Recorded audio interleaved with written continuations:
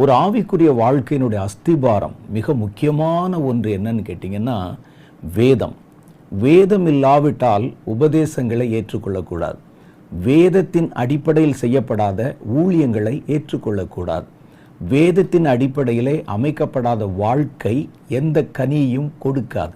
அதனால்தான் வேதத்தை மையமாக வச்சு தான் எல்லாமே முக்கியத்துவப்படுத்தப்பட்டிருக்கின்றன. கர்த்தர் கூட பாருங்க, வேத வார்த்தைகளுக்கு அப்பாற்பட்டு எந்த காரியத்தையும் எந்த கிரியைகளையும் செய்யவே மாட்டார்.